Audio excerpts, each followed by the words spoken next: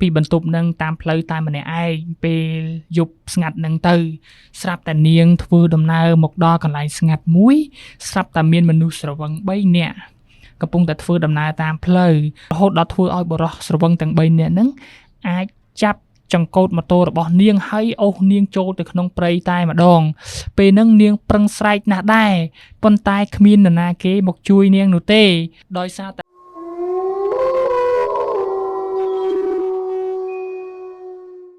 ជំរាបសួរពុកម៉ែបងប្អូនទាំងអស់គ្នានៅក្នុងយប់នេះគឺរន្ធត់ព្រឺព្រួចមានវីដេអូថ្មីចែកជូនទៅកាន់អ្នកទាំងអស់គ្នាស្ដាប់កំសាន្តទៀតហើយ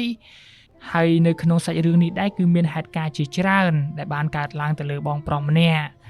ហើយហេតុការណ៍ទាំងនោះគឺមានហេតុការណ៍ខ្លះៗគឺរន្ធត់ហេតុការណ៍ខ្លះគឺព្រឺព្រួចហើយនិងហេតុការណ៍ខ្លះៗទៀតគឺស្រាបស្រួលតែមែនតែនអញ្ចឹងហើយមុននឹងចូលទៅកាន់សាច់រឿងរបស់យើងគឺរន្ធត់ព្រឺព្រួចសំណូមពរឲ្យអ្នកទាំងអស់គ្នាកុំភ្លេចជួយ Subscribe ក៏ដូចជា Comment ល្អៗឲ្យម្នាក់មួយផងដើម្បីឲ្យឆាប់គ្រប់ 100k Subscriber គឺរន្ធត់ព្រឺព្រួចមានកាដូតិចតួចចែកជូនទៅកាន់អ្នកទាំងអស់គ្នាដែលជាអ្នកស្ដាប់ឬក៏ជា fan របស់ admin អញ្ចឹងណាតោះអញ្ចឹងកុំឲ្យខាតពេលយូរយើងចូលទៅកាន់សាច់រឿងរបស់យើងទាំងអស់គ្នាតែម្ដងទៅហើយសាច់រឿងមួយនេះគឺបានកើតឡើងផ្ទាល់ចំពោះបងប្រុសម្នាក់ដែល admin នឹងដាក់ឈ្មោះគាត់ថាបងតារាហើយបងតារាហ្នឹងគឺគាត់បានរៀបរាប់សាច់រឿងរបស់គាត់ថាកាលពី15ឆ្នាំមុនហ្នឹងគាត់នឹងទើបតែបញ្ចប់ថ្នាក់វិទ្យាល័យដែលពេលហ្នឹងគាត់នឹងក៏បានសុំឪពុកម្ដាយរបស់គាត់នឹងទៅបន្តការសិក្សានៅទីក្រុងភ្នំពេញដែរប៉ុន្តែដោយសារតែគ្រួសាររបស់គាត់នឹងគឺជាអ្នកធូរធារហើយផ្ទះរបស់គាត់នឹងគឺមានកូនតែម្នាក់ដែលបងតារានឹងគឺជាកូនតូលតែម្ដងអញ្ចឹងហើយឪពុកម្ដាយរបស់គាត់នឹងគឺបានត្រឹមតែអនុញ្ញាតឲ្យបងតារាហ្នឹងណាគាត់ទៅបន្តជំនាញក៏ដូចជាទៅរៀននៅសាកលវិទ្យាល័យហ្នឹងនៅខេត្តចិត្តគាត់ហ្នឹងតែប៉ុណ្ណោះដោយសារតែពួកគាត់ហ្នឹងគឺងាយស្រួលក្នុងការទៅលេងក៏ដូចជាទៅមើលបងតារាហ្នឹងអញ្ចឹងណាហើយណាមួយទៀតគ្រួសាររបស់គាត់ហ្នឹងគឺមានអាជីពក៏ដូចជាមុខរបរអីច្បាស់លាស់ដែរ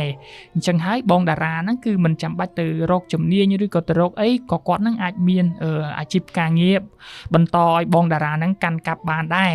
ប៉ុន្តែពេលហ្នឹងដោយសារតែគាត់នឹងស្រឡាញ់បងតារាក៏ដូចជា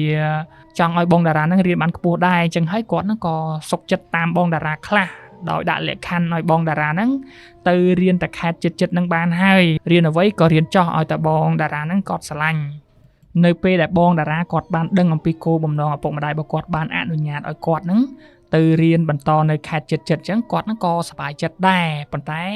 គាត់នឹងក៏រៀងអន់ចិត្តត្រង់ថាគាត់នឹងគឺចង់បន្តការសិក្សានៅទីក្រុងភ្នំពេញផ្ទាល់ប៉ុន្តែធ្វើម៉េចបើគ្រួសាររបស់គាត់នឹងអនុញ្ញាតឲ្យគាត់ត្រឹមតែរៀននៅចិត្តអញ្ចឹងទៅគាត់នឹងក៏ធ្វើទៅតាមឪពុកម្ដាយរបស់គាត់អញ្ចឹងណាមួយទៀតគឺថាដោយសារតែគាត់នឹងគឺម្នាក់ឯងបងប្អូនអត់មានអីចឹងទៅគាត់ថានៅចិត្តចឹងក៏ស្រួលធ្វើដំណើរចុះឡើងដែរឥឡូវយើងកាត់មកដល់ថ្ងៃដែលបងតារាហ្នឹងគឺគាត់បានចូលទៅរៀននៅថ្ងៃដំបូងរបស់គាត់ហ្នឹងនៅក្នុងថ្នាក់មហាវិទ្យាល័យរបស់គាត់ហ្នឹងណាគាត់ថាពេលហ្នឹងសិស្សរួមថ្នាក់របស់គាត់ហ្នឹងគឺមានច្រើនមែនតើមានប្រុសមានស្រីមកពីតាមខេត្តផ្សេងហើយក៏មានអ្នកខ្លះហ្នឹងគឺជាអ្នកភ្នំពេញដែរដែលបានមករៀននៅក្នុងខេត្តរបស់គាត់ហើយថ្នាក់មួយគាត់ហ្នឹងណាហើយពេលហ្នឹងបងតារាហ្នឹងគឺបានចាប់អារម្មណ៍ទៅលើសិស្សស្រីម្នាក់ដែលមានសម្រស់ស្រស់ស្អាតតែមែនតែម្ដងបងតារាគាត់ថានៅពេលហ្នឹងគ្រាន់តែឃើញសិស្សស្រីម្នាក់ហ្នឹងភ្លាមគាត់ហ្នឹងគឺចាប់អារម្មណ៍ផ្លែតតែម្ដងហើយសិស្សស្រីម្នាក់ហ្នឹងគឺមានឈ្មោះថាដានីក្នុងចិត្តបងតារានៅពេលហ្នឹងគាត់ហ្នឹងគឺតាំងចិត្តឲ្យថានឹងញ៉ែសិស្សស្រីម្នាក់ហ្នឹងឲ្យតតែបាននិយាយឲ្យខ្លីទៅគឺបងតារាហ្នឹងគឺគាត់រៀងខូចបន្តិចដែរព្រោះថាដោយសារតែគាត់ហ្នឹងគឺជាកូនតូលឪពុកម្ដាយគឺតែងតែផ្គាប់ចិត្តគាត់ជានិច្ចអញ្ចឹងហើយគាត់តែងតែចង់បានអ្វីគឺបាននឹងអញ្ចឹងណាហើយនៅពេលហ្នឹងបងតារាគាត់ថាគាត់រៀននៅក្នុងថ្នាក់ហ្នឹងមិនបាន2សប្តាហ៍ទេបងតារាហ្នឹងក៏ញ៉ែដានីនឹងបានសម្រេចលក្ខណៈថាគឺអាចនិយាយចូលជាមួយនឹងចែដានីក៏ដូចជាស្និទ្ធស្នាលជាមួយនឹងចែដានីបានហើយពេលដែលគាត់ស្និទ្ធស្នាលនឹងហើយបានគាត់ដឹងថាដានីគឺជាសិស្សម្នាក់ដែលរៀនពូកែមិនត្រឹមតែពូកែនោះទេនាងក៏ជាក្មេងកំព្រាដែរដែលនាងហ្នឹងគឺធំធាត់ឡើងដោយនៅក្នុងបណ្ដុលហើយនាងមករៀននៅក្នុងសាលាហ្នឹងគឺដោយសារតែនាងហ្នឹងជាប់អាហារូបករណ៍ 100% តែម្ដងអញ្ចឹងហើយធ្វើឲ្យ បងតារាហ្នឹងគឺកាន់តែចាប់អារម្មណ៍ទៅកាន់ដានីហ្នឹងខ្លាំងតែមែនតែនទៀតព្រោះថាដានីហ្នឹងគឺរៀនពូកែហើយមិនត្រឹមតែប៉ុណ្្នឹងទេដានីហ្នឹងគឺជាសិស្សស្រីម្នាក់ដែលភាសាអង់គ្លេសគឺល្អមែនតែន perfect តែម្ដងធ្វើឲ្យតារាអាចនិយាយបានថាយកលេសដែលដានីពូកែអង់គ្លេសហ្នឹងជួយបង្ហាត់បង្រៀនគាត់ព្រមទាំងប្រាប់គាត់អញ្ចឹងណាព្រោះថាបងតារាហ្នឹងគឺគាត់មិនសូវជាពូកែរៀនមិនសូវជាចេះអីទេអញ្ចឹងហើយដោយសារតែដានីគាត់ពូកែគាត់អីអញ្ចឹងទៅបងតារាហ្នឹងគឺគាត់ចង់ឲ្យដានីហ្នឹងជួយបង្ហាត់បង្រៀនគាត់ហ្នឹងគឺផ្ដល់ជាលុយជាកាក់ដូចជាគួយអញ្ចឹងណាដោយសារតែបងតារាគឺគាត់ជាកូនអ្នកមានអ្នកធូធាហើយដានីគឺជាកូនកំព្រាគាត់ហ្នឹងឡើងមករៀនគឺបានអាហារូបករណ៍ហើយណាមួយទៀតគាត់ហ្នឹងគឺត្រូវការលុយកាក់ក្រៅម៉ោងបន្ថែមទៀតអញ្ចឹងទៅបងតារាហ្នឹងគឺមានឱកាសបានស្និទ្ធស្នាលជាមួយនឹងដានីកាន់តែច្រើនដោយសារតែបងតារាគាត់រៀងមានលុយដែរអញ្ចឹងណាហើយចាប់អារម្មណ៍គេទៀតគាត់ក៏សម្រេចជួលទៅកាន់ចៅដានីហ្នឹងឲ្យមកជួយបង្ហាត់បង្រៀនភាសាអង់គ្លេសគាត់នៅពេលដែលគាត់នឹងទំនេរក៏ដូចជាចៅដានីហ្នឹងមិនរវល់អាស័យមិនអីចឹងទៅដោយសារតែពួកគាត់ឧស្សាហ៍បង្រៀនគ្នាទៅវិញទៅមកចឹងហើយទើបធ្វើឲ្យទំនាក់ទំនងរបស់គាត់ទាំងពីរនាក់ហ្នឹងគឺស្និទ្ធស្នាលគ្នារហូតដល់ចៅដានីហ្នឹងគឺលងស្រឡាញ់ទៅកាន់បងតារាផ្ទាល់តែម្ដងហើយបងតារានៅពេលដែលបានដឹងថាដានីបានស្រឡាញ់គាត់ដែរគាត់ហ្នឹងក៏សប្បាយចិត្តហើយក៏តែងតែបបួលចៅដានីហ្នឹងដើរលេងទៅណេះទៅណោះទៅមាត់ទន្លេទៅអង្គុយលេងនៅតាមសួនអីចឹងណានេះគឺជាភាសាស្នេហារបស់បងតារាហើយនៅពេលដែលមានសង្សារអញ្ចឹងគឺគាត់ហ្នឹងមិនសូវជាគិតគូររឿងរៀនរឿងសូត្រនោះទេតែងតែបបួលចៅដានីហ្នឹងដើរលេងកំសាន្តទៅអង្គុយមាត់ទន្លេទៅញ៉ាំអីអញ្ចឹងទៅហើយមានពេលខ្លះបងតារាហ្នឹងគឺគាត់ថាគាត់ហ្នឹងគឺបបួលចៅដានីហ្នឹងលិបម៉ោងតែម្ដងដែលគេរៀនធម្មតាប៉ុន្តែបងតារានិងចៅដានីហ្នឹងទៅអង្គុយនិយាយជជែកគ្នាលេងនៅកន្លែងស្ងាត់នៅក្នុងថ្នាក់រៀនតែ2នាក់តែម្ដងដោយមិនចូលរៀនដោយមិនខ្វាយខ្វល់ពីម៉ោងនោះទេហើយសម្រាប់ដានីវិញដំបូងគាត់ហ្នឹងគឺមិនតាមបងតារាហ្នឹងទេប៉ុន្តែដោយសារតែបងតារាហ្នឹងគឺភាសាបុរសសំដីផ្អែមលួងលោមទៅកាន់នាងរហូតដល់នាងនឹងព្រមលិបម៉ោងក៏ដូចជាធ្វើទៅតាមបងតារានឹងតែម្ដងហើយបងបូរ៉ានឹងឧស្សាហ៍បបួលនាងទៅញ៉ាំអីទៅទិញអ្វីស្អាតអីចឹងទៅទៀតធ្វើឲ្យចៅដានីនឹងកាន់តែពេញចិត្តក៏ដូចជាលងស្រឡាញ់ទៅកាន់បងតារានឹងកាន់តែខ្លាំងរហូតដល់ថ្ងៃមួយនោះបងតារានឹងក៏បានបបួលចៅដានីនឹងទៅលេងបន្ទប់គាត់តែម្ដងដោយសារតែគ្រួសាររបស់គាត់នឹងគឺជួលបន្ទប់ឲ្យនៅដាច់ដោយឡែកតែម្ដងអញ្ចឹងណានៅតែឯងទេហើយបន្ទប់ដែលជួលហ្នឹងក៏រៀងល្អគួរសមដែរនៅក្នុងចំនួនហ្នឹងគឺថាគ្រួសាររបស់គាត់ហ្នឹងគឺរៀងធូរធារអញ្ចឹងទៅបន្ទប់ដែលគាត់ជួលក៏រៀងគួរសមដែរហើយចៅដានីក៏បានស្គាល់បន្ទប់របស់បងតារានឹងទៀតអញ្ចឹងហើយគាត់ហ្នឹងគឺឧស្សាហ៍ទៅអង្គុយលេងទៅនិយាយលេងទៅធ្វើអីញ៉ាំនៅក្នុងបន្ទប់របស់បងតារានឹងផ្ទាល់តែម្ដងហើយចៅដានីគាត់ទៅបន្ទប់បងតារាហ្នឹងគឺគាត់ទៅតាមួយផ្លែតឬក៏មួយស្របក់អីនោះទេគាត់ទៅតែធ្វើអីញ៉ាំជុំគ្នាជាមួយបងតារាហើយរសៀលបន្តិចគាត់នឹងមកវិញនៅពេលថ្ងៃដែលបងតារាតែងតែបបួលនាងដើរលេងក៏ដូចជាទៅអង្គុយមាត់ទន្លេហ្នឹងគឺទាល់តែបងតារាហ្នឹងបបួលនាងទៅពេលថ្ងៃក៏ដូចជាថ្ងៃទំនេរដូចជាថ្ងៃចុងសប្តាហ៍ទើបនាងហ្នឹងធ្វើដំណើរទៅជាមួយបើសិនជាបងតារាហ្នឹងចង់បបួលនាងទៅពេលយប់ឬក៏ពេលរសៀលអីចឹងនាងហ្នឹងគឺមិនចេញទៅជាដាច់ខាតតែម្ដងសូម្បីតែបន្ទប់បងតារាទាល់តែបងតារាហ្នឹងថាមកញ៉ាំអីមកធ្វើអីញ៉ាំជុំគ្នាបាននាងហ្នឹងមកហើយមកតែមួយផ្លែតអីទេទង្វើរបស់ចៅដានីហ្នឹងណាបានធ្វើឲ្យបងតារាគាត់កាន់តែចាប់អារម្មណ៍ដោយសារថាអ្វីត្បិតតានាងហ្នឹងស្រឡាញ់ទៅកាន់បងតារាពិតមែនប៉ុន្តែនាងហ្នឹងគឺមិនបណ្ដោយខ្លួនទៅឲ្យបងតារានោះទេរហូតដល់ថ្ងៃមួយដែលពេលហ្នឹងបងតារាថាគាត់ហ្នឹងគឺមានការប្រឡង midterm នៅក្នុងសាលារបស់គាត់អញ្ចឹងណាប្រឡងមួយថ្ងៃពេញតែម្ដងនៅពេលដែលប្រឡងចប់ចៅដានីហ្នឹងក៏បានសួរទៅកាន់បងតារាថាតើការប្រឡងហ្នឹងវិញ្ញាសាទាំងអស់ហ្នឹងបងតារាហ្នឹងអាចធ្វើបានដែរឬក៏អត់ហើយមិនដែរពេលហ្នឹងបងតារាហ្នឹងគាត់ក៏បានឆ្លើយតាមពិតទៅ គាត់ហ្នឹងគឺអាចធ្វើបានខ្លះលក្ខណៈថាគាត់ធ្វើបានច្រើនហើយគាត់ហ្នឹងក៏សង្ឃឹមថាគាត់ជាប់ដែរប៉ុន្តែគាត់ហ្នឹងបែរជាប្រាប់ទៅកាន់ចៅដានីថាគាត់ហ្នឹងគឺប្រហែលជាធ្លាក់ហើយព្រោះអីគាត់ហ្នឹងគឺធ្វើអត់បាននោះទេគាត់ថាគាត់ធ្វើខុសក៏ដូចជាងងឹតងល់តែម្ដងអញ្ចឹងហើយគាត់ចេះតែធ្វើទៅគាត់នេះគឺកំពុងតែសេតគាត់ថាគាត់ប្រហែលជាត្រូវប្រឡងសងហើយមើលទៅហើយពេលហ្នឹងបងតារាហ្នឹងក៏គាត់បានបន្តទៀតថា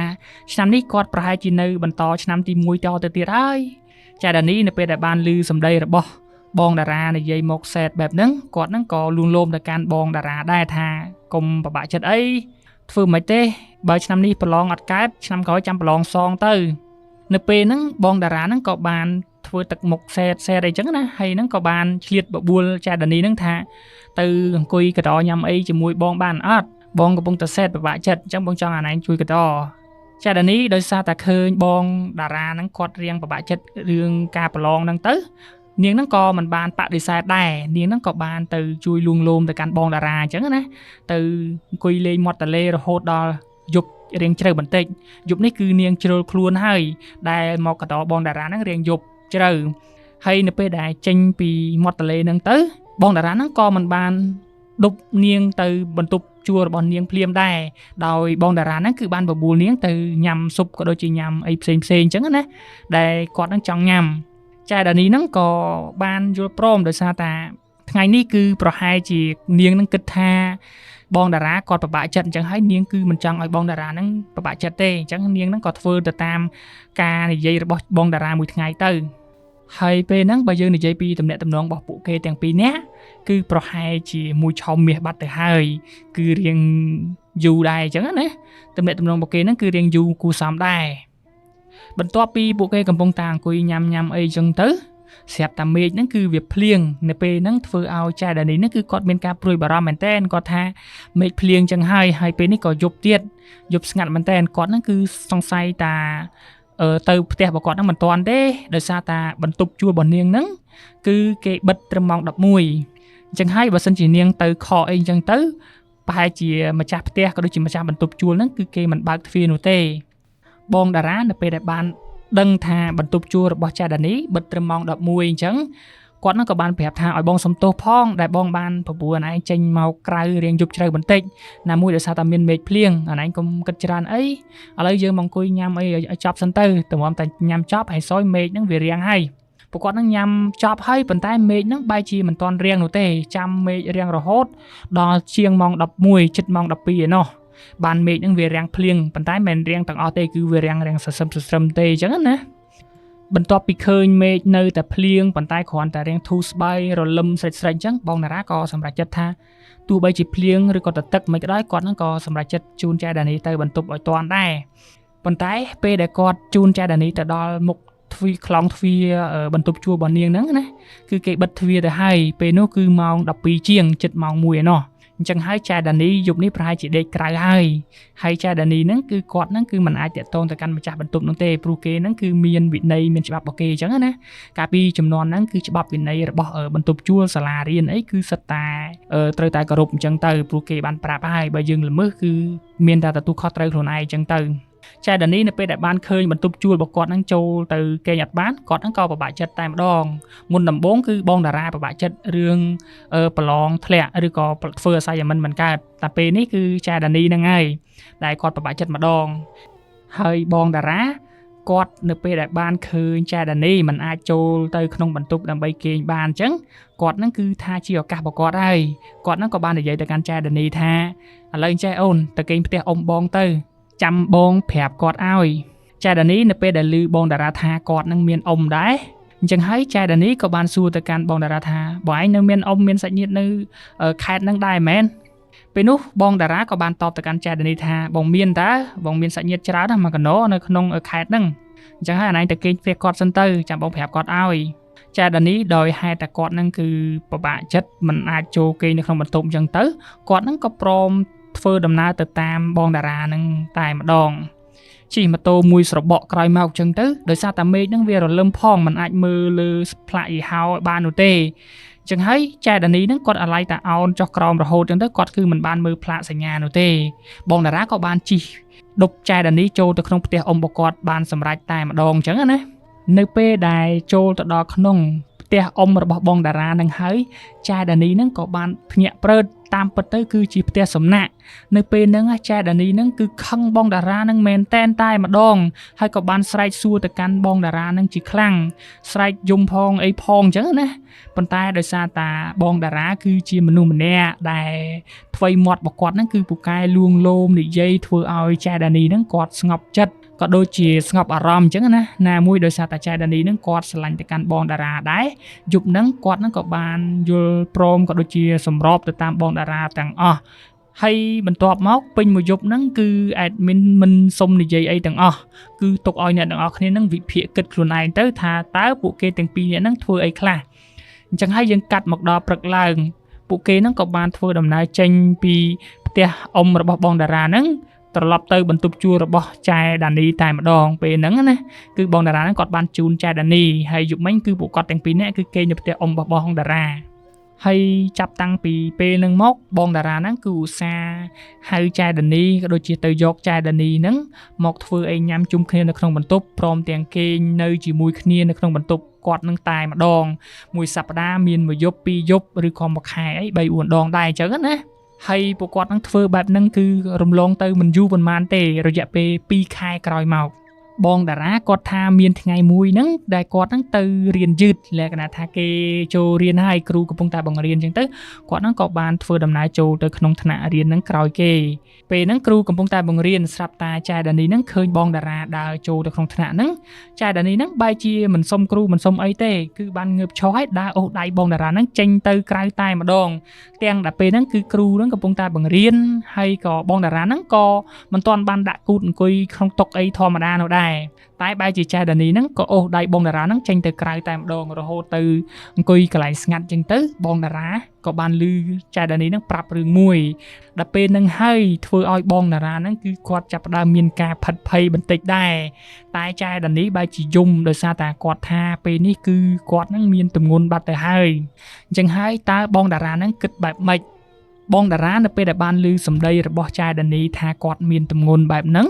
បងតារានៅពេលហ្នឹងគឺគាត់អត់និយាយអីនោះទេគឺគាត់ធ្វើមុខស្លើភ័យអញ្ចឹងណាហើយគាត់ហ្នឹងគឺអត់សុំនិយាយអីទាំងអស់ទាំងដែលចែដានីហ្នឹងគឺបានសួរបញ្ជាក់គាត់ថាគាត់គិតបែបម៉េចគាត់គិតម៉េចចឹងទៅប៉ុន្តែបងតារាគាត់ថាពេលហ្នឹងគាត់និយាយអីអត់ចេញនោះទេគាត់ហ្នឹងគឺបានត្រឹមតែឈរគាំងប៉ុណ្ណោះ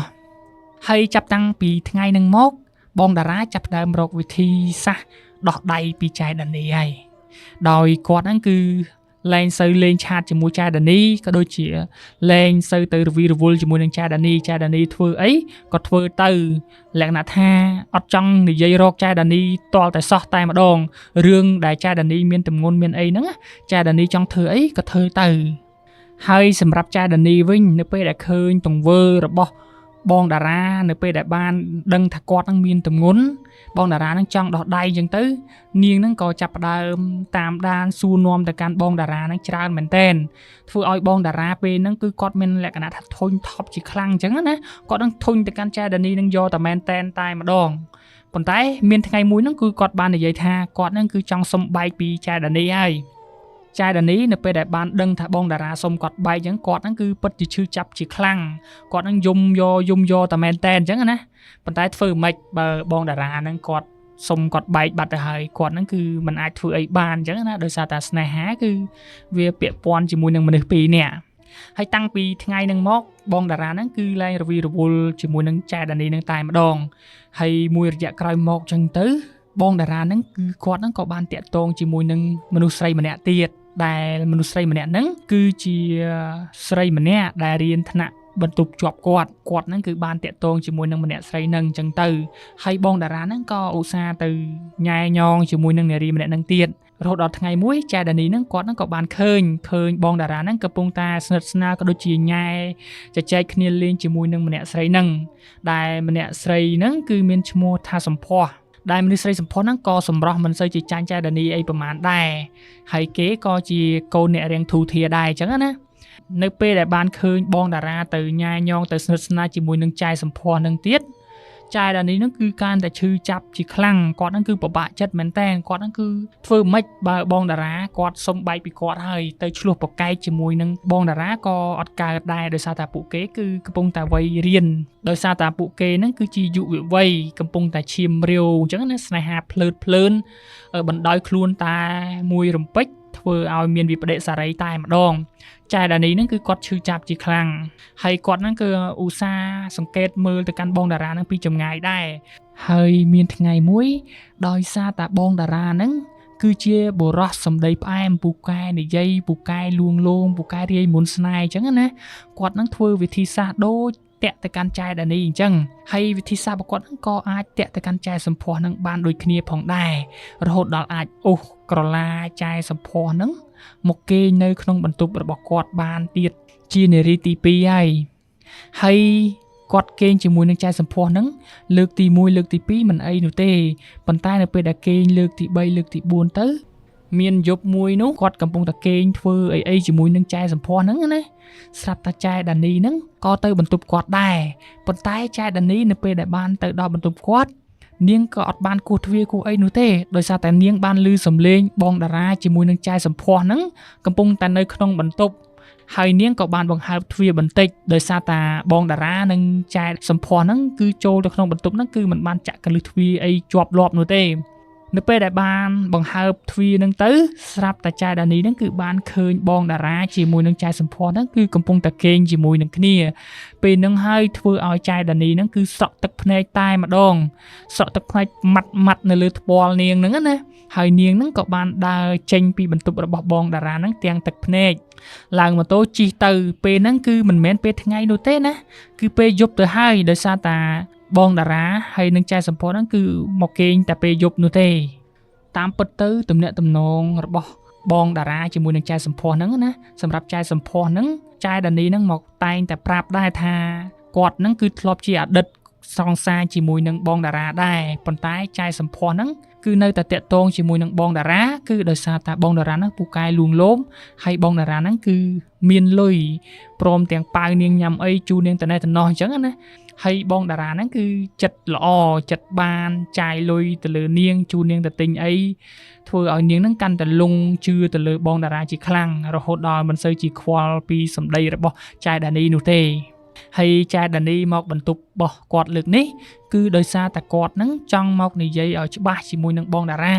ប៉ុន្តែនៅពេលដែលមកទៅស្រាប់តែឃើញបងតារាធ្វើរឿងអាកប្បកិរិយាជាមួយនឹងចែសម្ផស្សបែបហ្នឹងគាត់ហ្នឹងគឺបានត្រឹមតែស្រក់ទឹកភ្នែក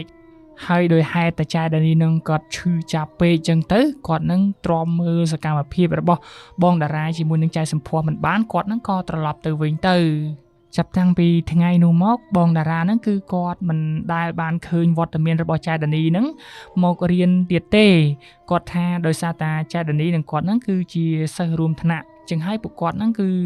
តែងតែឃើញគ្នានៅពេលមករៀនអញ្ចឹងណាប៉ុន្តែចាប់តាំងពីយប់ហ្នឹងមកគឺគាត់នឹងឡើងឃើញវត្តមានរបស់ចែដានីនឹងមករៀនទៀតហើយគាត់គិតថាប្រហែលជាចែដានីនឹងឈឺចាប់ពេកហើយក៏កាត់ចិត្តមិនបានចឹងទៅគាត់នឹងប្រហែលជាត្រឡប់ទៅស្រុកវិញឬក៏ឈប់រៀនក៏ថាបានដែរពេលហ្នឹងបងតារានឹងគឺគាត់អត់ខ្វល់ពីចែដានីនោះទេគាត់ថាទោះបីជាចែដានីទៅណាក៏ទៅបើបាត់ចែដានីកាន់តែយូរគាត់នឹងគឺកាន់តែល្អកាន់តែសប្បាយចិត្តចឹងណាគាត់ថាពេលនេះគាត់នឹងឡើងមានចែដានីនឹងធ្វើជាឆ្អឹងតតឹងកគាត់ទៀតហើយអញ្ចឹងហើយគាត់ហ្នឹងគឺមិនចង់ឲ្យរឿងរ៉ាវទាំងអស់ហ្នឹងវាបែកការពេលដែលឡើងឃើញវត្តមានរបស់ចែដានីមករៀនគាត់ហ្នឹងក៏សប្បាយចិត្តដែរ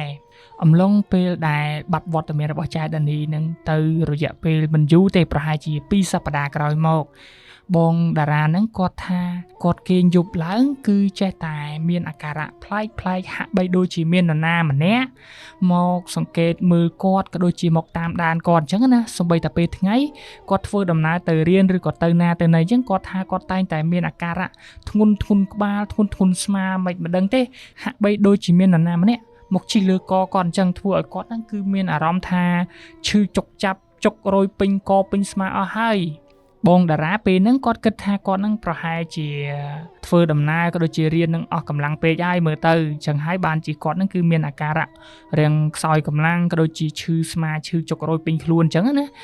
ប៉ុន្តែនៅយប់មួយដែលពេលហ្នឹងគឺបងតារាហ្នឹងគឺថាគាត់កំពុងតែគេងនៅក្នុងបន្ទប់របស់គាត់នឹងសុកស្រាប់តែគាត់ហ្នឹងឮសំឡេងគោះទ្វារឮតុកតុកតុកតុកទ្វាររបស់គាត់ហ្នឹង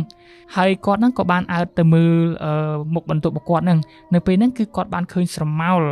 ជះចូលនៅតាមបន្លោះទ្វារនៅខាងក្រោមអញ្ចឹងណាគឺឃើញរូបរាងកាយមនុស្សម្នាក់កំពុងតែអង្គុយគោះទ្វាររបស់គាត់បងតារាដោយគាត់ឃើញបែបហ្នឹងគាត់ហ្នឹងក៏បានងើបទៅបើកទ្វារប៉ុន្តែនៅពេលដែលគាត់បើកទ្វារគឺអត់ឃើញមាននរណាគេមកឈរអង្គុយគោះទ្វារគាត់នោះទេគាត់ហ្នឹងក៏មានការងឿងឆ្ងល់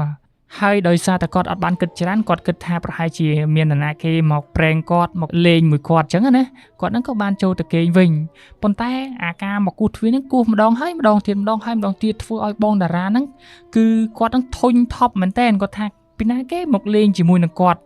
ថ្មនេះគាត់កំពុងតែដេកតាពួនគាត់ហ្នឹងគឺខឹងមែនតើខឹងចំពោះអ្នកដែលគោះទ្វារហ្នឹងណាហើយនៅពេលដែលគាត់ទៅបើកលើកទី1លើកទី2គឺអត់ឃើញមនុស្សរហូតធ្វើឲ្យគាត់ហ្នឹងចាប់ដើមមូលម៉ៅមែនតើហើយគាត់ហ្នឹងក៏បានជេរតែម្ដងគាត់ថាអាណាគេមកគោះទ្វារអញពេលយប់ប្រលប់អញ្ចឹងអត់ដឹងគេដេកគេពួនទេអីមករំខានគេតែផ្ដេសតែផ្ដាស់ហ្នឹងគាត់និយាយតែប៉ុណ្្នឹងហើយគាត់ហ្នឹងក៏បានដើរចូលទៅគេងវិញហើយពេលដែលគាត់ចូលទៅគេងវិញនឹងបានមួយស្របក់សំឡេងហ្នឹងចាប់ដើមមកទៀតហើយមកគោះទ្វារលើកនេះតោកតោកតោកហើយលើកនេះគឺមិនត្រឹមតែមកទាំងសំឡេងទេមកទាំងស្រមោលផងដែរ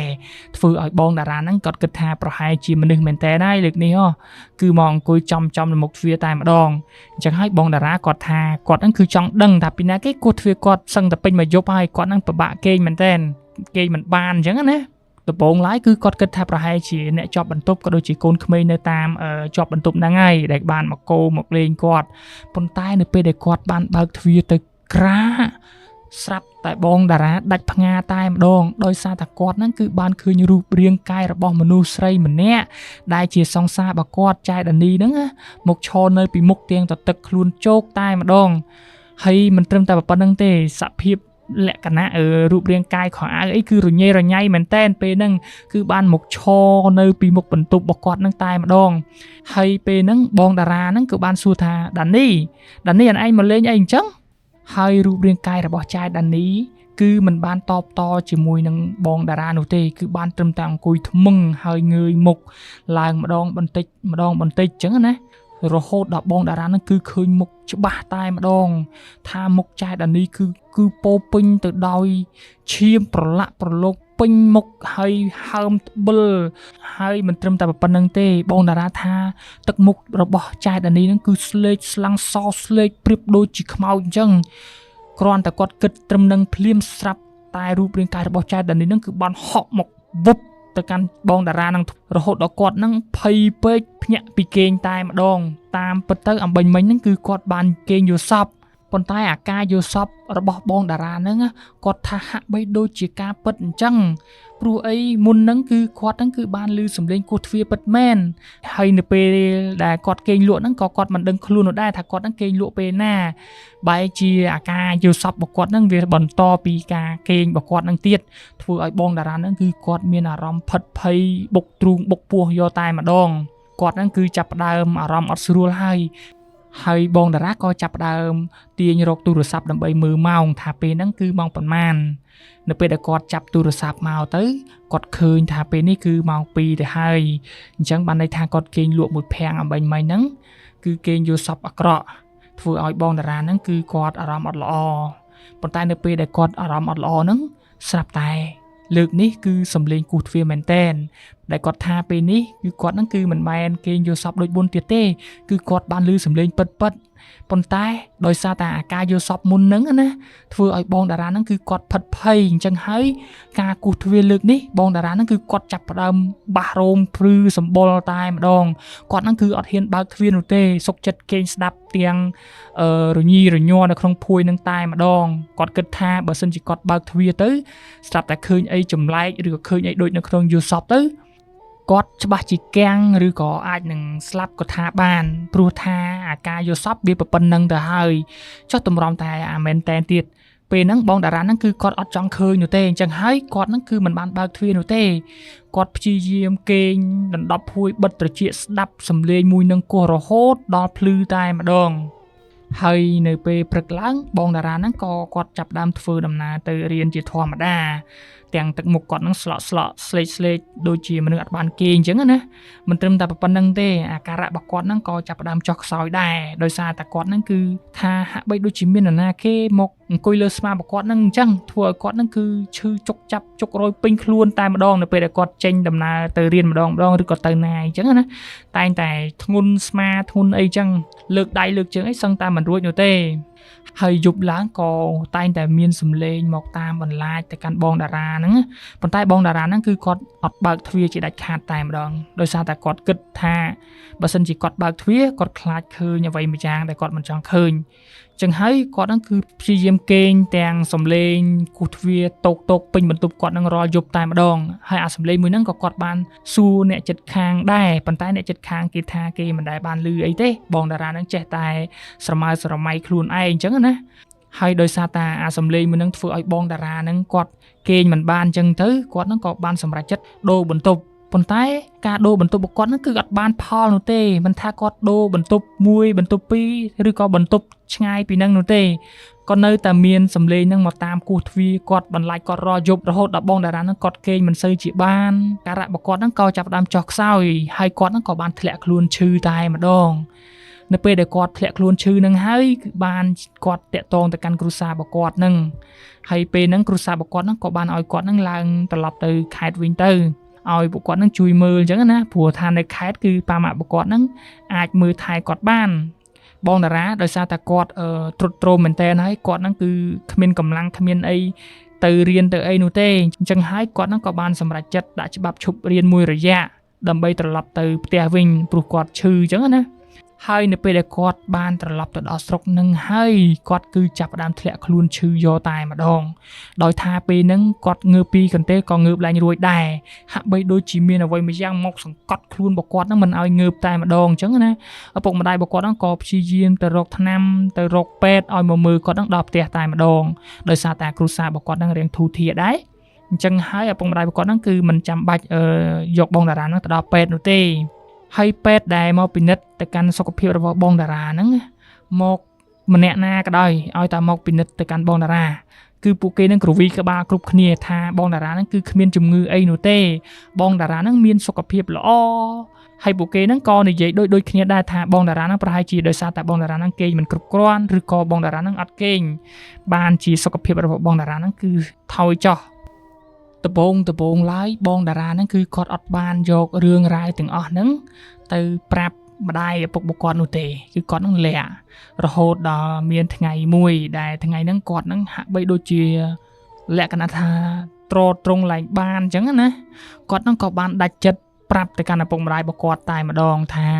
គាត់ហ្នឹងគឺបានគេងយល់សពបានឃើញមនុស្សស្រីម្នាក់ដែលអ្នកម្នាក់ស្រីហ្នឹងគឺធ្លាប់ត្រូវជាអតីតសង្សាររបស់គាត់ថាគាត់ហ្នឹងគឺបានគេងយល់សពឃើញនារីម្នាក់ហ្នឹងមកគូសទ្វារឲ្យគាត់ហ្នឹងរាល់យប់តែម្ដងអ្វីត្បិតតែគាត់ហ្នឹងមិនគេងយល់សពប៉ុន្តែតែងតែមានសម្លេងមកគូសទ្វារឲ្យគាត់ហ្នឹងងើបទៅបើកទ្វារប៉ុន្តែដោយសារតែគាត់ខ្លាចពេក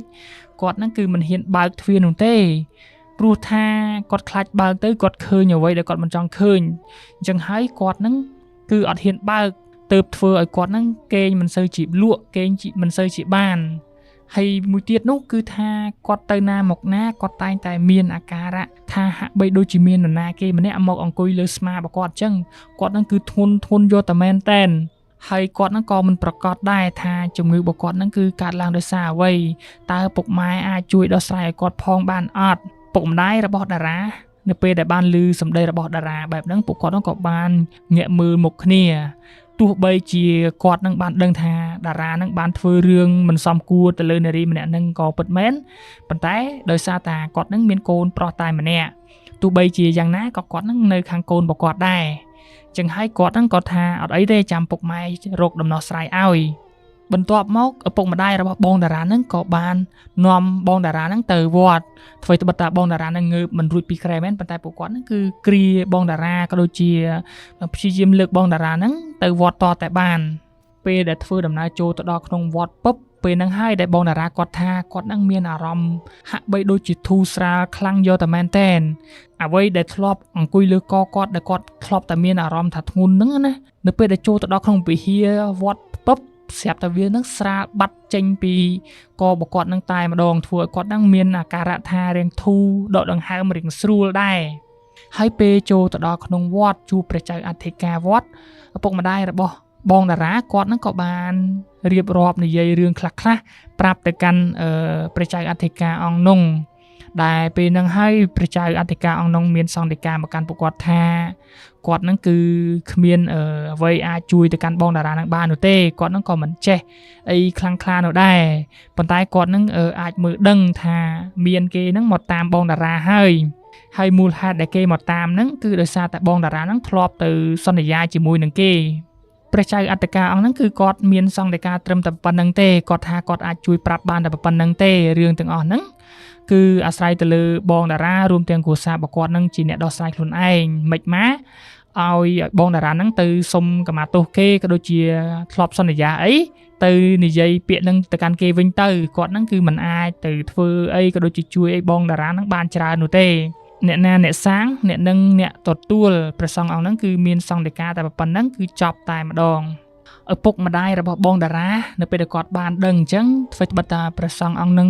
ជួយអ្វីមិនបានប៉ុន្តែគាត់នឹងក៏សប្បាយចិត្តព្រោះឃើញវិធីសាស្ត្រក្នុងការដោះស្រាយអញ្ចឹងណាហើយព្រះសង្ឃអង្គនឹងក៏បានចងខ្សែអំបោះទៅកាន់បងតារាដែរគាត់នឹងក៏បានប្រាប់បងតារាថាចាប់ពីថ្ងៃហ្នឹងទៅបងតារាហ្នឹងគឺបាត់មួយគឺអត់មាននរណាគេមកជីក៏ដូចជាមកអង្គុយធ្វើឲ្យបងតារាហ្នឹងមានអារម្មណ៍ថាធ្ងន់ទៀតនោះទេគ្រាន់ថារឿងអីផ្សេងគាត់ហ្នឹងគឺមិនអាចជួយដោះស្រាយបាននោះទេបងតារាហ្នឹងគឺដោះស្រាយខ្លួនឯងចោះហើយបន្ទាប់មកបងតារារួមទាំងគ្រួសាររបស់គាត់ហ្នឹងក៏ធ្វើដំណើរមកផ្ទះវិញនៅពេលហ្នឹងហើយដែលឪពុកម្ដាយរបស់គាត់នឹងបានសួរទៅកាន់បងតារាថាតើវាមានរឿងអីកើតឡើងឲ្យពិតប្រាកដខ្លួនឯងអាចនិយាយរៀបរាប់រឿងរ៉ាវទាំងអស់ហ្នឹងប្រាប់ម៉ែឲ្យច្បាស់បន្តិចបានអត់បងតារាហ្នឹងគាត់ក៏ប្រាប់ថាចៅដានីហ្នឹងគឺជាសង្សាររបស់គាត់ហើយពួកគាត់នឹងបានបែកគ្នាមួយរយៈហើយប៉ុន្តែគាត់ហ្នឹងក៏មិនដឹងដែរថាហេតុអ្វីបានជាពេលនេះស្រាប់តែគាត់ហ្នឹងតែងតែគេងយល់សពឃើញទៅកាន់ចៅដានីហើយអាការគេងយល់សពរបស់គាត់ហ្នឹងគឺគាត់ខ្លាចនៅពេលហ្នឹងឪពុកម្ដាយបងតារាហ្នឹងគាត់ឆ្ងល់ថាបើសិនជាបងតារាគ្រាន់តែបែកគ្នាចុះហេតុអ្វីបងតារាហ្នឹងនៅតែយល់សពឃើញទៅកាន់ចៅដានីតែចៅដានីហ្នឹងគឺគាត់ស្លាប់ហើយឬក៏យ៉ាងម៉េចបងតារាហ្នឹងគាត់ក៏បានតបទៅកាន់ឪពុកម្ដាយរបស់គាត់ថាគាត់ហ្នឹងក៏មិនដឹងដែរដោយសារតែគាត់ហ្នឹងធ្វើឲ្យចៅដានីឈឺចាប់ហើយគាត់ហ្នឹងក៏បានសុំបែកពីចៅដានីដោយសារតែគាត់ហ្នឹងគឺមិនចង់ទទួលខុសត្រូវ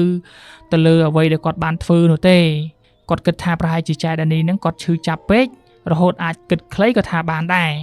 ឪពុកម្ដាយរបស់គាត់ហ្នឹងនៅពេលដែលបានឮសម្ដីរបស់កូនរបស់គាត់បែបហ្នឹងហើយគាត់ហ្នឹងគឺមិនហ៊ានបន្ទោសកូនគាត់នោះទេដោយសារកូនគាត់មានតែមួយអញ្ចឹងណាគាត់ខ្លាចតែបន្ទោសទៅដោយសារតែកូនគាត់បានធ្វើរឿងរ៉ាវទាំងអស់ហ្នឹងអស់ហើយអញ្ចឹងទៅណាមួយគាត់នឹងស្រឡាញ់កូនបណ្ដោយចិត្តកូនតាំងពីក្មេងទៀតហើយគាត់ហ្នឹងក៏បានប្រាប់កូនថាឥឡូវយើងទៅធ្វើពិធីក៏ដូចជាទៅសុំកម្មាទោសគេទៅរកកន្លែងណាស័ក្តិសិទ្ធិយើងទៅសុំកម្មាទោសគេឬក៏យ៉ាងម៉េចបងតារាហ្នឹងគាត់ក៏បានងក់ក្បាលគាត់ហ្នឹងក៏បានធ្វើដំណើរទៅកាន់ដើមពោធិ៍មួយនៅជាប់សាលារៀនដែលពួកគាត់ហ្នឹងធ្លាប់និយាយសន្យាគ្នាអញ្ចឹងណាថាពួកគាត់ហ្នឹងធ្លាប់ស្បត់សច្ចាគ្នាអីខ្លះរឿងនេះគឺអត់មានសុំបណ្ដាក់ទេចាំឲ្យបងប្អូនអ្នកទាំងអស់គ្នាហ្នឹងវិភាគទៅភាសាមនុស្សព្រានតែតែនិយាយអីក៏យើងអត់សូវដឹងដែរហើយចាប់តាំងពីបងតារាគាត់បានទៅសុំកម្មាទោសនៅក្រោមដើមពោធិ៍ក្នុងសាលារៀនដែលពួកគាត់ធ្លាប់សន្យាគ្នានឹងរួចមកបងតារាហ្នឹងគឺគាត់ឡើងសូវគិតច្រើនពីរឿងរបស់ចៅដានីទៀតហើយគាត់គិតថាប្រហែលជាផុតហើយចៅដានីហ្នឹងគឺប្រហែលជាឈប់មកតាមរករឿងគាត់ទៀតហើយដោយសារគាត់ហ្នឹងគឺឡើងបានឃើញក៏ដូចជាឡើងបានធ្ងន់ខ្លួនធ្ងន់អីដូចមុនអញ្ចឹងណាមិនបានប្រហែលថ្ងៃទេស្រាប់តែសង្សាររបស់គាត់ចាយសម្ផស្សហ្នឹងគឺបានតាក់ទងមកគាត់ថាបងតារាមកជួយខ្ញុំផងជួយខ្ញុំផងបងតារានៅពេលដែលបានឮសម្ដីសង្សារថ្មីរបស់គាត់ចែសម្ផស្សនឹងនិយាយមកទាំងស្លន់ស្លោទាំងភ័យអញ្ចឹងគាត់នឹងក៏បានសួរថាតើអូនជួបរឿងអីគេបានជារៀងស្លន់ស្លោម្លេះ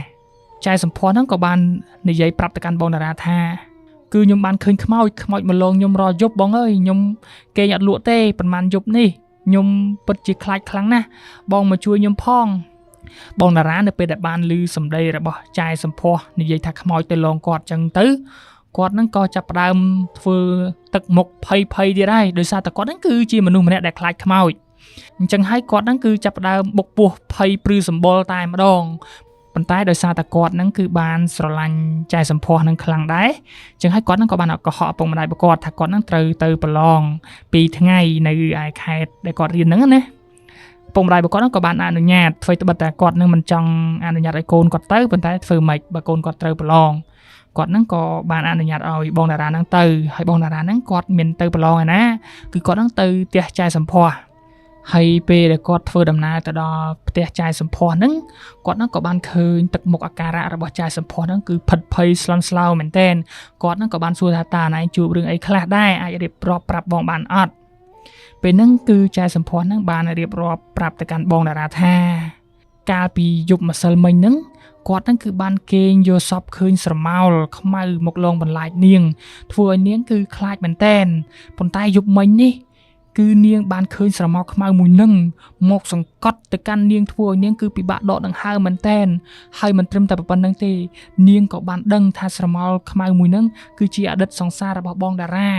ដោយសារតាស្រមោលខ្មៅមួយនឹងបាននិយាយថាហេតុអ្វីបានជាគាត់នឹងដណ្ដើមបងតារាចេញពីខ្លួនហើយស្រមោលខ្មៅមួយហ្នឹងក៏បាននិយាយទៀតថាគេនឹងកាច់យកជីវិតរបស់ចែសម្ផស្សហ្នឹងទៅនៅជាមួយហើយព្រោះដោយសារតាចែសម្ផស្សហ្នឹងហើយទើបធ្វើឲ្យគេនឹងមានអាការៈឈឺចាប់អញ្ចឹងគេចង់ឲ្យចែសម្ផស្សហ្នឹងមានការឈឺចាប់ដូចជាគេអញ្ចឹងដែរដោយសារតាគាត់នឹងភ័យខ្លាចពេកអញ្ចឹងហើយបានជាគាត់តាក់ទងទៅកាន់បងតារាព្រឹកឡើងឲ្យបងតារាហ្នឹងមកជួយនាងផងហើយបញ្ជាក់បន្តិចគឺចែសម្ផស្សហ្នឹងគឺគាត់នៅបន្ទប់ជួលនោះទេដោយសារតាគាត់ហ្នឹងគឺឡើងមកពីខេត្តដើម្បីមករៀននៅក្នុងសាលាជាមួយនឹងបងតារាហ្នឹងដែរពួកគេគឺតាក់ទងគ្នាឪពុកម្ដាយអីគឺអត់ដឹងនោះទេហើយបន្ទាប់ពីបងតារាបានឮសម្ដីរបស់ចែសម្ផស្សបែបហ្នឹងគាត់ហ្នឹងក៏ចាប់ផ្ដើមព្រឺសម្បុរភ័យខ្លាចដែរ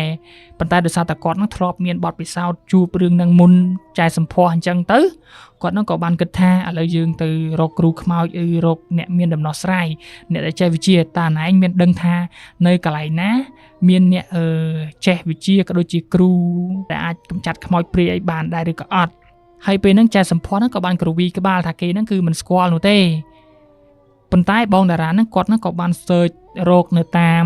បណ្ដាញសង្គមព័ត៌មានអញ្ចឹងណាគាត់ហ្នឹងក៏បាន research រករហូតដល់ឃើញមានpage មួយហើយ page មួយហ្នឹងប្រៀបដូចជាកូនសិស្សរបស់គ្រូខ្មោចដែលផុសអំពី feedback ទៅកាន់អ្នកដែលទៅរកគ្រូរបស់គាត់ជួយឲ្យព្យាបាលអញ្ចឹងហើយគាត់ហ្នឹងក៏បានធ្វើដំណើរទៅតាមអាសយដ្ឋានមួយហ្នឹងរហូតទៅដល់ផ្ទះគ្រូមួយដែលផ្ទះគ្រូហ្នឹងគឺជាគ្រូខ្មោចហើយគ្រូខ្មោចម្នាក់ហ្នឹងគឺមិនមែនជាគ្រូខ្មោចដែលបងប្អូនធ្លាប់ឮកតណាំងកាត់ទេកាត់តាពេកាត់តាពាំងអីនោះទេគាត់ហ្នឹងគឺជាគ្រូខ្មោចម្នាក់ដែលពូកែពិតប្រាកដមែននៅពេលដែលបងតារាជាមួយនឹងសង្សាររបស់គាត់ហ្នឹងទៅដល់គាត់ហ្នឹងក៏បានសាកសួររឿងរ៉ាវខ្លះៗហើយបងតារានិងចែសម្ផស្សហ្នឹងគាត់ក៏បានរៀបរាប់រឿងដែលបានកើតឡើងជាមួយនឹងគាត់គ្រូខ្មោចហ្នឹងគ្រាន់តែបានឮសម្ដីរបស់បងតារានិងសង្សាររបស់គាត់និយាយពុបគាត់ហ្នឹងក៏បាននិយាយថាអត់អីទេចាំមើលគាត់ធ្វើសមាធិមួយស្របក់ហើយកំឡុងពីគាត់ធ្វើសមាធិហ្នឹងមិនយូរប៉ុន្មានទេប្រហែលជា2ម៉ោងក្រោយមកគ្រូហ្នឹងក៏បានដើរចេញពីអាសនៈរបស់គាត់វិញពេលហ្នឹងហើយគាត់ហ្នឹងក៏បានប្រាប់ទៅកាន់បងតារាថាវិញ្ញាណមួយហ្នឹងគឺពិតជាចងអាឃាតខ្លាំងយកតែមែនតែនដោយសារតានាងហ្នឹងធ្លាប់មានគេធ្វើបាបការស្លាប់របស់នាងហ្នឹងក៏មិនមែនស្លាប់ដោយឯងនោះទេគឺត្រូវគេធ្វើបាបហើយនាងហ្នឹងក៏មានគំនុំជាមួយនឹងបងតារាហ្នឹងខ្លាំងក្លានោះដែរដោយសារតាបងតារាហ្នឹងធ្លាប់ក្បត់សន្យាជាមួយនឹងនាងហើយមិនត្រឹមតែប៉ុណ្្នឹងទេនាងហ្នឹងគឺនឹងតាមមកយកទាំងសង្សារបងតារាហើយរួមទាំងបងតារាហ្នឹងផងដែរហើយវិញ្ញាណមួយហ្នឹងគឺនឹងធ្វើបាបទៅកាន់ពួកគេម្ដងបន្តិចរហូតដល់ពួកគេហ្នឹងបាត់បង់ស្មារតីក៏ដូចជាទទួលរងនៃការឈឺចាប់ខ្លាំងយកតែមែនតែនបានគេហ្នឹងកាច់យកពួកអ្នកទាំងពីរហ្នឹងទៅតែម្ដងនេះគឺជាអ្វីដែលលោកគ្រូបានសមាធិឃើញហើយបើចង់ឲ្យលោកគ្រូនឹងជួយរកដំណោះស្រាយគាត់ថាសមត្ថភាពរបស់គាត់នៅពេលនេះក៏មិនប្រកាសថាអាចជួយបងតារារួមទាំងចែសម្ផស្សនឹងបានដែរប៉ុន្តែគាត់នឹងសាកមើលថាតើអាចជួយបងតារានិងចែសម្ផស្សនឹងបានឬក៏អត់ដោយសារតាវិញ្ញាណមួយនេះគឺមានកំហឹងមានគំនុំនៅពេលដែលបានឮសម្ដីគ្រូខ្មោចមកបែបហ្នឹងបងតារាហ្នឹងក៏ភ័យខ្លាចជាខ្លាំងគាត់ហ្នឹងក៏ចាប់ផ្ដើមសុំអង្វរទៅកាន់លោកគ្រូខ្មោចម្នាក់ហ្នឹងថាឲ្យជួយគាត់ផងចង់បានអ្វីក៏គាត់នឹងអាចឲ្យដែរលុយកាក់ប្រមាណក៏គាត់នឹងអាចឲ្យបានដែរឲ្យតែអាចកម្ចាត់វិញ្ញាណមួយហ្នឹង ហើយបងតារាហ្នឹងក៏បានឆ្លៀតសួរទៅកាន់គ្រូខ្មោចម្នាក់ហ្នឹងទៀតថាចុះវិញ្ញាណមួយហ្នឹងវាស្លាប់ដោយរបៀបម៉េចដោយសារតាពួកគាត់បាយគ្នាហ្នឹងគាត់ហ្នឹងគឺអត់ដឹងទេថាចែដានីហ្នឹងគឺគាត់ស្លាប់ហើយសម្រាប់សំណួររបស់បងតារាហ្នឹងគ្រូខ្មោចម្នាក់ហ្នឹងគាត់ថាគាត់នឹងដឹងប៉ុន្តែគាត់នឹងសុំមិនឆ្លើយបើសិនជាគាត់ឆ្លើយគាត់នឹងកាន់តែមានបាបអញ្ចឹងហើយគាត់ចង់ឲ្យបងតារាហ្នឹងចាំសួរទៅកាន់វិញ្ញាណនឹងផ្ទាល់ខ្លួនតែម្ដងហើយគ្រូខ្មោចម្នាក់ហ្នឹងក៏បានបញ្ជាក់ទៀតថាគាត់ហ្នឹងគឺមានសមត្ថភាពប្រហែលជាអាចត្រឹមតែអញ្ជើញវិញ្ញាណមួយហ្នឹងឲ្យមកតទល់ក៏ដូចជាបង្ហាញខ្លួនឲ្យបងតារាហ្នឹងឃើញតែប៉ុណ្ណោះបើសិនជាចង់កម្ចាត់ឬកម្ចាយវិញ្ញាណរបស់ចែដានីគាត់ថាប្រហែលជាមិនអាចនោះទេព្រោះថារឿងទាំងអស់នេះវាជាកម្មរបស់បងតារារួមទាំងចែសម្ផស្សនឹងជាអ្នកផ្ដើមឡើងអញ្ចឹងហើយគាត់នឹងគឺពិបាកលូកដៃណាស់បើសិនជារឿងរ៉ាវទាំងអស់ហ្នឹងវាពាក់ព័ន្ធជាមួយនឹងកម្មពីវិជាតិមុនក៏ដូចជានិស័យដែលធ្វើឲ្យពួកគេហ្នឹងបានជួបរឿងទាំងអស់ហ្នឹងអញ្ចឹងហើយគាត់ហ្នឹងគឺពិបាកដោះស្រាយមែនតែនប៉ុន្តែគាត់នឹងព្យាយាមពេលហ្នឹងបងតារាហ្នឹងគាត់គិតថាអញ្ចឹងចប់ហើយលោកគ្រូបើសិនជាពួកខ្ញុំចរចាអត់ត្រូវក៏ដូចជាវិញ្ញាណរបស់ចាយដានីហ្នឹងមិនព្រមលើកលែងទោសកំហុសឲ្យពួកគាត់តើពួកគាត់ហ្នឹងត្រូវទៅជាយ៉ាងណាលោកគ្រូខ្មោចម្នាក់ហ្នឹងក៏បាននិយាយទៅកាន់បងតារារួមទាំងចែសម្ផស្សថាគាត់ហ្នឹងក៏មិនដឹងដែរវាអាស្រ័យទៅលើគុណបុណ្យរបស់បងតារាហ្នឹងមានប៉ុណ្ណាគាត់ធ្វើប៉ុណ្ណឹងសិនទៅសាកសិនទៅក្រែងលោវិញ្ញាណមួយហ្នឹងអាចលើកលែងទោសឲ្យពួកគាត់អញ្ចឹងពួកគេនឹងរួចខ្លួនប៉ុន្តែបើវិញ្ញាណមួយហ្នឹងមិនលើកលែងទោសឲ្យពួកគេទេអញ្ចឹងហើយពួកគេហ្នឹងគឺមានតែទទួលយកទៅតាមកម្មពៀដែលពួកគេនឹងបានសាងតែប៉ុណ្ណោះទោះបីជាពួកគេទាំងពីរនាក់ទៅរកគ្រូខ្លាំងៗមកពីណាក៏ដោយពួកគេហ្នឹងក៏មិនអាចគេចផុតអំពីរឿងកម្មពៀបាននោះដែរនៅពេលហ្នឹងហើយដែលបងតារាហ្នឹងគឺគាត់បាននឹកឃើញអំពីសម្ដីរបស់ព្រះសង្ឃដែលមានសង្ឃដីកាមកកាន់គាត់ថាអ្នកណាអ្នកសាងអ្នកនឹងអ្នកទទួលអញ្ចឹងបានន័យថាសម្ដីរបស់ព្រះសង្ឃអង្គនោះនិយាយមកមួយម៉ាត់គឺសិតតាអត្តន័យនៅពេលនេះជួបគ្រូលោកគ្រូខ្មោចម្នាក់ហ្នឹងក៏និយាយថាជាផ្នែកកម្មពៀក៏ដូចជាអ្វីដែលគាត់អ្នកធ្វើទៀតអញ្ចឹងហើយគាត់ហ្នឹងគឺពិតជាភ័យព្រួយប៉ុន្តែធ្វើមិនគាត់ហ្នឹងមិនអាចបដិសេធបានគាត់ហ្នឹងគឺមានតែសាកធ្វើទៅតាមសម្ដីរបស់គ្រូហ្នឹងសិនណាក្រែងលោវិញ្ញាណរបស់ចែដានីហ្នឹងគាត់លើកលែងទោសឲ្យគាត់ហើយបន្ទាប់មកលោកគ្រូខ្មោចម្នាក់ហ្នឹងរួមទាំងបងតារានិងចែសម្ផស្សហ្នឹងក៏បានទៅក្នុងព្រៃមួយដែលមានដើមឈើធំមែនតែនហើយលោកគ្រូខ្មោចម្នាក់ហ្នឹងក៏បានអង្គុយធ្វើពិធីនៅមុខដើមឈើហ្នឹងតែម្ដងគាត់ហ្នឹងគឺបានធ្វើពិធីមួយសន្ទុះធំតែម្ដងរហូតដល់មួយស្របក់ស្រាប់តែមានស្រមោលសអ្វីមួយបានបង្ហាញនៅមុខបងតារារួមទាំងចែសម្ផស្សនឹងតែម្ដងគឺជារូបរាងកាយរបស់ចែដានីណាប៉ុន្តែការបង្ហាញរបស់គាត់លើកនេះគឺមិនសូវជាគួរឲ្យខ្លាចនោះទេលក្ខណៈថារាងស្អាតបាតរាងអីអញ្ចឹងណាដោយសារតែគាត់នឹងគឺបានចរចាជាមួយនឹងលោកគ្រូខ្មោចម្នាក់ហ្នឹងលោកគ្រូខ្មោចម្នាក់ហ្នឹងគឺចង់ឲ្យចែដានីហ្នឹងបង្ហាញខ្លួនមកបែបរាងត្រឹមត្រូវអញ្ចឹងទៅដោយសារតែបើសិនជាបង្ហាញមកបែបខ្លាចធ្វើឲ្យបងតារាហើយនឹងចែសម្ផស្សហ្នឹងអាចនឹងខ្លាចផិតភ័យកាន់តែខ្លាំងសំណួរទី1ដែលបងតារាសួរទៅកាន់វិញ្ញាណមួយហ្នឹងគាត់សួរថាបងសុំទោសផងដានីកុំមកតាមយាយីក៏ដូចជាមកយកជីវិតបងអីប៉ុន្តែសំណួររបស់បងតារាទី1ហ្នឹងវិញ្ញាណរបស់ចែដានីហ្នឹងគឺមិនឆ្លើយមិនតបតជាមួយនឹងបងតារានោះទេពេលហ្នឹងហើយលោកគ្រូខ្មោចម្នាក់ហ្នឹងក៏បាននិយាយប្រាប់ទៅកាន់បងតារាថាឥឡូវកុំអាសួរពីរឿងទាំងអស់ហ្នឹងសួររឿងអ្វីផ្សេងដែលពាក់ព័ន្ធជាមួយនឹងជីវិតរបស់ចែដានីសិនដើម្បីចង់ដឹងអំពីទុក្ខលំបាករបស់គេហើយបន្ទាប់មកលោកគ្រូម្នាក់ហ្នឹងក៏សាកសួរទៅកាន់ចែដានីថាតើអាចនិយាយអំពីការស្លាប់របស់នាងទៅឲ្យអតីតសង្សាររបស់នាងហ្នឹងបានដែរឬក៏អត់តើនាងស្លាប់ដោយរបៀបណាហើយវិញ្ញាណរបស់ចែដានីហ្នឹងនៅពេលដែលបានឮសំណួររបស់លោកគ្រូខ្មោចម្នាក់ហ្នឹងនាងហ្នឹងក៏បានឆ្លើយនៅថ្ងៃដែលនាងធ្វើដំណើរចេញពីបន្ទប់របស់បងតារានៅពេលដែលឃើញបងតារាកំពុងតែគេងនៅជាមួយនឹងចែសម្ផស្សក្នុងបន្ទប់ហ្នឹងនាងហ្នឹងក៏ឈឺចាប់ហើយក៏បានជិះម៉ូតូចេញមកពីបន្ទប់ហ្នឹងតាមផ្លូវតែម្នាក់ឯងពេលយប់ស្ងាត់ហ្នឹងទៅស្រាប់តែនាងធ្វើដំណើរមកដល់កន្លែងស្ងាត់មួយស្រាប់តែមានមនុស្សស្រវឹង3នាក់កំពុងតែធ្វើដំណើរតាមផ្លូវនៅពេលដែលឃើញនាងកំពុងតែធ្វើដំណើរជិះម៉ូតូកាត់តាមផ្លូវស្ងាត់ម្នាក់ឯង បុរស3នាក់ហ្នឹងហាក់បីដូចជាមិនខ្លាចគេហ្នឹងជីបុកនោះទេគាត់ហ្នឹងគឺដើរត្រេងត្រាងដោយសារតែនាងហ្នឹងជិះម៉ូតូខ្លាចទៅប៉ះក៏ដូចជាទៅបុកមនុស្សស្រវឹងនាងហ្នឹងក៏បានបន្ថយល្បឿនរហូតដល់ធ្វើឲ្យបុរសស្រវឹងទាំង3នាក់ហ្នឹងអាចចាប់ចង្កូតម៉ូតូរបស់នាងហើយអូសនាងចូលទៅក្នុងព្រៃតែម្ដងពេលហ្នឹងនាងប្រឹងស្រែកណាស់ដែរប៉ុន្តែគ្មាននរណាគេមកជួយនាងនោះទេដោយសារតែនាងជាស្រីកម្លាំងបុរស3នាក់ហ្នឹងធ្វើឲ្យនាងហ្នឹងគឺមានការឈឺចាប់អូសនាងចូលទៅក្នុងព្រៃហើយទាញម៉ូតូយកទៅលាក់នៅគៀនព្រៃតែម្ដងហើយពួកគេទាំង3នាក់ហ្នឹងក៏ចាប់អូសនាងចូលព្រៃកាន់តែជ្រៅរួមទាំងម៉ូតូហ្នឹងកាន់តែជ្រៅរហូតដល់ឆ្ងាយពីផ្លូវយកតែមែនតែនហើយពួកគេទាំង3នាក់ហ្នឹងក៏បានវាយធ្វើបាបនាងឲ្យសន្លប់បន្ទាប់មកពួកគេក៏បានដាក់នាងទៅកន្លែងគល់ឈើមួយហើយមានបុរសម្នាក់ហ្នឹងគឺបានចាប់ផ្ដើមដោះអាវនៅពេលហ្នឹងហើយដែលនាងរៀងដឹងខ្លួនតិចគឺឃើញទៅកាន់ខ្សែភ្នែករបស់បុរសទាំង3នាក់ហ្នឹងគឺទឹកមុខគួរឲ្យខ្លាចហាក់បីដូចជាមនុស្សកំពុងតែស្រែកឃ្លានធ្វើរឿងអ្វីមួយយ៉ាងដែលបន្តិចទៀតនោះគាត់នឹងដឹងថាពួកបុរសទាំង3នាក់នេះនឹងធ្វើរឿងមិនល្អមកលើរូបរាងកាយរបស់នាងហើយអ្វីដែលនាងគិតហ្នឹងគឺមិនខុសនោះទេបុរសទាំង3នាក់ហ្នឹងគឺ2នាក់បានចាប់ដៃនាងហើយម្នាក់ទៀតគឺបានចាប់រំលោភទៅកាន់នាងហើយពួកគេគឺបានធ្វើសកម្មភាពបែបហ្នឹងផ្លាស់ប្ដូរម្នាក់ម្ដងរហូតដល់អស់មួយសន្ទុះធំនាងហ្នឹងគឺមិនទាន់ជាបាត់បង់ស្មារតីក៏ដូចជាស្លាប់នោះទេបុរសទាំង3នាក់ហ្នឹងដោយសារតែខ្លាចនាងយករឿងទាំងអស់ហ្នឹងទៅប្តឹងក៏ដូចជាហេតុការណ៍ទាំងអស់ហ្នឹងទៅប្រាប់ប៉ូលីសពួកគេទាំង3នាក់ហ្នឹងក៏បានធ្វើការច្របាច់កទៅកាន់គាត់សម្រាប់គាត់ចោលនៅក្នុងព្រៃហ្នឹងតែម្ដងទាំងដែលពេលហ្នឹងគាត់ហ្នឹងក៏បានសុំអង្វរទៅកាន់ពួកគេទាំង3នាក់ហ្នឹងដែរប៉ុន្តែពួកអា3នាក់ហ្នឹងគឺវាអត់ខ្វល់នោះទេពួកវាបានច្របាច់កនាងរហូតដល់នាងហ្នឹងស្លាប់ហើយបន្ទាប់ពីនាងស្លាប់ពួកវាក៏បានជីកដីកប់នៅកន្លែងហ្នឹងតែម្ដងថ្ងៃហ្នឹងក៏មានមេឃភ្លៀងស្រេចនោះទៀតអញ្ចឹងហើយបានជាគ្មាននរណាគេ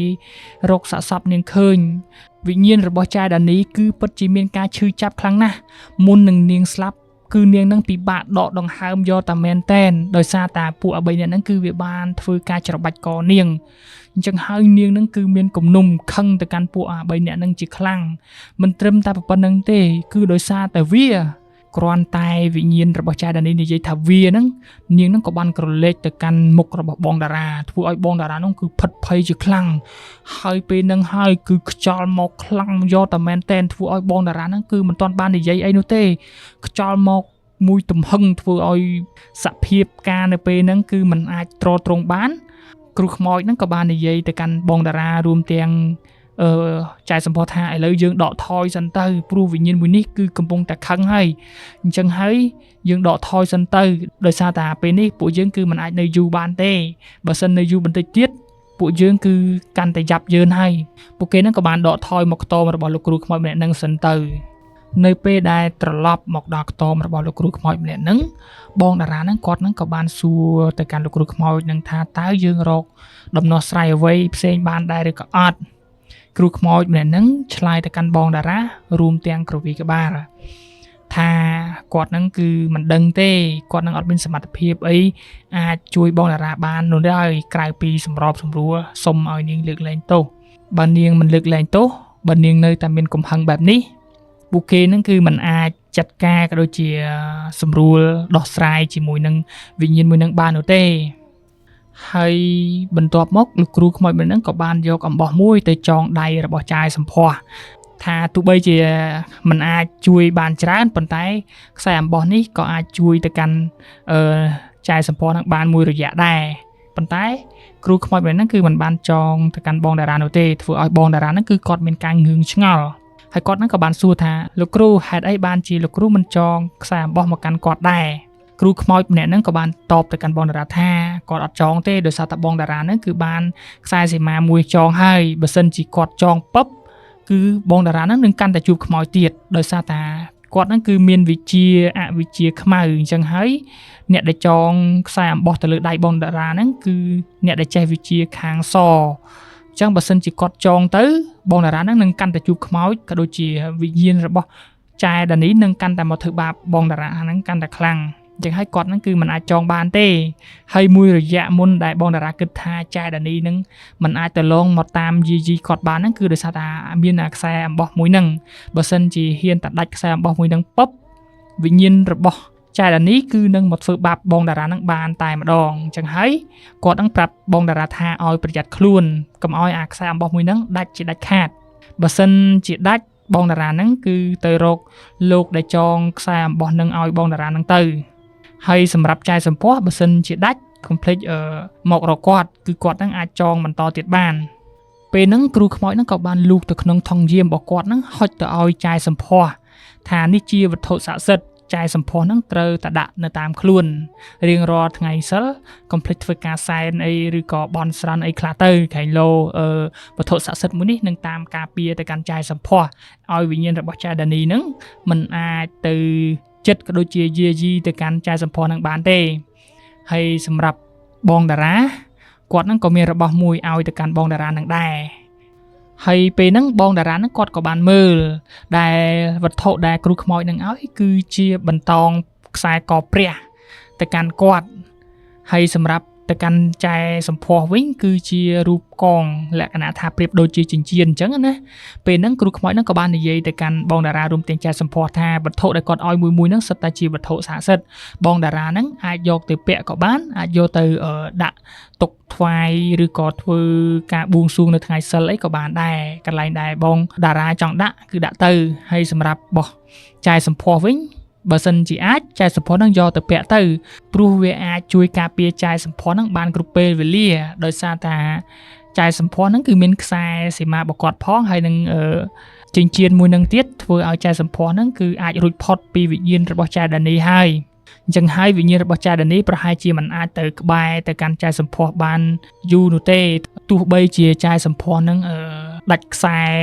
អំបោះហ្នឹងភ្លាមប៉ុន្តែអាចនឹងមានចិញ្ចៀននឹងជាវត្ថុស័ក្តិសិទ្ធិដែលអាចការពារកុំឲ្យវិញ្ញាណរបស់ចែដានីទៅក្បែរបានផងដែរចែសំភ័សនឹងបងតារានៅពេលដែលបានឮសម្ដីរបស់លោកគ្រូខ្មោចម្នាក់នឹងនិយាយព្រមទាំងឲ្យវត្ថុស័ក្តិសិទ្ធិទៅកាន់គាត់បែបហ្នឹងពួកគាត់នឹងក៏សប្បាយចិត្តដែរធ្វើឲ្យត្បិតតែគាត់នឹងមិនអាចចាត់ការឬក៏ដូចជាសម្រួលជាមួយនឹងវិញ្ញាណរបស់ចែដានីបានពិតមែនប៉ុន្តែក៏មានវត្ថុស័ក្តិសិទ្ធិនៅជាប់ខ្លួនធ្វើឲ្យវិញ្ញាណមួយនោះគឺមិនអាចតាមយាយីគាត់បានអញ្ចឹងហើយពួកគាត់នឹងក៏បានសុំលាពីគ្រូខ្មោចមួយហ្នឹងត្រឡប់ទៅផ្ទះរបស់គាត់វិញទៅហើយបន្ទាប់ពីត្រឡប់ទៅដល់ផ្ទះអញ្ចឹងទៅពួកគាត់នឹងក៏បានសម្រាករៀងខ្លួនដែលចែសំភ័សហ្នឹងគឺគាត់នៅបន្ទប់ជួលរបស់គាត់នៅរៀនអញ្ចឹងណាហើយបងតារាហ្នឹងគឺគាត់ត្រឡប់ទៅខេត្តរបស់គាត់សិនក៏ដូចជាគាត់ហ្នឹងទៅមើលថែជំងឺរបស់គាត់បន្ថែមទៀតដោយសារតែគាត់ហ្នឹងគឺមិនទាន់ជាបានដាច់ស្រឡះនោះទេណាមួយគាត់ហ្នឹងគឺរៀងនៅខ្លាចវិញ្ញាណរបស់ចែដានីហ្នឹងតាមយាយីគាត់ផងអញ្ចឹងហើយគាត់ហ្នឹងគឺមិនទាន់ហ៊ានទៅរៀននោះទេទោះបីជាខាងសាលាគេឲ្យគាត់ធ្លាក់ក៏គាត់ហ្នឹងអត់ខ្វល់ដែរដោយសារតែពុកម្ដាយរបស់គាត់ហ្នឹងគឺជាអ្នកមានមុខរបរអញ្ចឹងហើយគាត់ហ្នឹងគឺជាអ្នកបន្តវេនគាត់ហ្នឹងគឺនៅធ្វើការក៏ដូចជាធ្វើអីតិចតួចនៅក្នុងផ្ទះរបស់គាត់នឹងបានមួយរយៈពេលខ្លីដែរស្រាប់តែមានថ្ងៃមួយនោះគឺពេលហ្នឹងបងតារាហ្នឹងគឺគាត់កំពុងតែមើលទូរទស្សន៍សុកអញ្ចឹងទៅស្រាប់តែគាត់ហ្នឹងបានទទួលសារពីចែសំភ័សដែលសារមួយហ្នឹងហើយបានធ្វើឲ្យបងតារាហ្នឹងអាចស្រក់ទឹកភ្នែកបានគឺថាចែសំភ័សហ្នឹងគឺបានសុំបងតារាហ្នឹងបែកដោយសារតែពេលនេះចែសំភ័សគាត់នៅរៀនបន្តនៅខេត្តនៅសាលាដែលបងតារារៀនប៉ុន្តែបងតារាហ្នឹងបែរជាមិនមករៀនក៏ដូចជាឈប់រៀនអញ្ចឹងណាធ្វើឲ្យចែសំភ័សហ្នឹងសុំគាត់បែកបងតារាហ្នឹងគាត់នឹងស្រឡាញ់ចែសំភ័សហ្នឹងពិតមែនណាដោយសារតែជួបហេតុការណ៍ក៏ដូចជាឆ្លងកាត់រឿងរ៉ាវដល់ជូរចត់ជាមួយគ្នាទៅគាត់ហ្នឹងគឺពិតជាស្រឡាញ់ចែសំភ័សហ្នឹងយកតែមែនតែនប៉ុន្តែបែរជាចែសំភ័សហ្នឹងសុំគាត់បែកពេលនេះហើយទើបគាត់ហ្នឹងយល់អារម្មណ៍នៅពេលដែលគាត់សុំចែដានីបែកគាត់ហ្នឹងគិតថានៅពេលដែលគាត់សុំគេបែកគាត់ហ្នឹងមិនសូវជាឈឺចាប់ទេប៉ុន្តែនៅពេលដែលគេសុំគាត់បែកបានគាត់ហ្នឹងគឺមានអារម្មណ៍ថាឈឺចាប់ដោយហេតុតែបងតារាគាត់អត់អស់ចិត្តអញ្ចឹងទៅគាត់នឹងគឺចង់សួររកមូលហេតុឲ្យច្បាស់លាស់ប៉ុន្តែចែសំភ័សហ្នឹងគឺគ្រាន់តែសុំបែកគាត់ឲ្យប្រឡក់គាត់ចោលធ្វើឲ្យបងតារាហ្នឹងគឺគាត់ឈឺចុកចាប់គាត់មិនអស់ចិត្តគាត់ហ្នឹងក៏បានទាញឡានឪពុកម្ដាយរបស់គាត់ហ្នឹងគឺបើកទៅទាំងពេលរសៀលប្រហែលជាម៉ោង5ចេញពីខេត្តគាត់ទៅដោយសារតែសាលារៀនរបស់គាត់ហ្នឹងគឺនៅខេត្តជាប់គ្នាអញ្ចឹងវារៀងជិតដែរគាត់ធ្វើដំណើរមួយសន្ទុះប្រហែលជាចូលម៉ោង7យប់គាត់នឹងដោយសារតែនៅផ្ទះគាត់អត់សូវបានជាញ៉ាំបាយទៀងទាត់ទេគាត់ចង់ញ៉ាំពេលណាពេលហ្នឹងហើយអញ្ចឹងហើយគាត់អត់បានញ៉ាំបាយស្រាប់តែទៅដល់ខេត្តនឹងពុបគាត់នឹងក៏ចាប់ដើមហេវអញ្ចឹងហើយ គាត់ហ្នឹងក៏បានទៅរកកន្លែងមួយដើម្បីអង្គុយញ៉ាំអីសិនអញ្ចឹងណានៅតាមដងផ្លូវហ្នឹងបងតារាគាត់អង្គុយញ៉ាំអីហ្នឹងមិនទាន់អស់ពីចាននៅឡើយស្រាប់តែមានបុរស3នាក់ហ្នឹងគឺគាត់កំពុងតែអង្គុយផឹកស្រវឹងលក្ខណៈថាបុរស2នាក់នោះគឺរៀងត្រេតត្រតខ្លាំងយកតែមែនតើហើយបុរសម្នាក់នោះក៏រៀងស្រវឹងដែរពួកគេហ្នឹងក៏បានប្រកែកគ្នាលឺនៅចិត្តបងតារាហ្នឹងធ្វើឲ្យបងតារាហ្នឹងគឺគាត់មានអារម្មណ៍ទើសចិត្តមែនតើប៉ុន្តែគាត់ហ្នឹងក៏មិនបានទៅនិយាយអីណែនាំដែរហើយមិនបានយូរប៉ុន្មានទេស្រាប់តែមានបុរសម្នាក់ដែលកំពុងតែផឹកជាមួយគ្នាហ្នឹងទៅស្ទុះយកកាំបិតរបស់អ្នកលក់ហើយចាក់ទៅកាន់មិត្តភ័ក្តិរបស់គាត់ទាំងពីរនាក់ដែលកំពុងតែស្រវឹងជោគជាំហ្នឹងឲ្យស្លាប់នៅក្នុងធ្លុកឈាមនឹងស្ដែងធ្វើឲ្យបងតារាហ្នឹងគឺគាត់ធ្វើភ្នែកស្លឺស្លុតចិត្តតែម្ដងដោយសារតែបុរសមួយនេះពិតជាដៃឆៅខ្លាំងណាស់ហ៊ានចាក់សម្លាប់មិត្តភ័ក្តិខ្លួនឯងអញ្ចឹងណាធ្វើឲ្យបងតារាហ្នឹងគឺគាត់កាំងហើយពេលហ្នឹងគាត់នឹងគិតអីអត់ចេញទេគាត់ខ្លាចគាត់បានត្រឹមតែរត់ទៅអង្គុយក្រោយរបស់អ្នកលក់រួមទាំងអ្នកលក់ហ្នឹងក៏បានចាប់ដើមភ័យសន្សឡគ្មាននរណាគេហ៊ានចូលទៅខាត់ទៅកាន់បុរសម្នាក់ដែលកាន់កាំបិតចាក់សម្លាប់មិត្តភ័ក្តិរបស់គាត់ហ្នឹងទេហើយអាបុរសម្នាក់ដែលចាក់សម្លាប់ទៅកាន់មិត្តភ័ក្តិរបស់គេហ្នឹងណាចាក់ពួកគេទាំងពីរនាក់ហ្នឹងស្លាប់ហើយអាបុរសម្នាក់ហ្នឹងគឺវាទាញកាំបិតហ្នឹងអាក៏សម្លាប់ខ្លួនឯងតលតែម្ដងឈាមបាញ់ឆ្វាចនៅពេលហ្នឹងធ្វើឲ្យបងតារាហ្នឹងគឺគាត់ស្លុតចិត្តហើយអ្នកលក់មួយចំនួនក៏បានស្រែកផុតសលេងដែរដោយសារតែឃើញសកម្មភាពនេះស្ដែងពេកពួកគេម្នាក់គឺស្លុតចិត្តមែនទែនសម្រាប់បងតារាវិញគឺគាត់អត់ដែលឃើញហេតុការណ៍បែបហ្នឹងគឺគាត់នឹងស្លេកស្លាំងយកតែមែនតែម្ដងអាការឃ្លានបាយរបស់គាត់អំបញ្ញមិញហ្នឹងគឺគាត់នឹងបាត់ឃ្លានតែម្ដងហើយអាការដែលគាត់ឈឺចាប់រឿងស្នេហារបស់គាត់ហ្នឹងក៏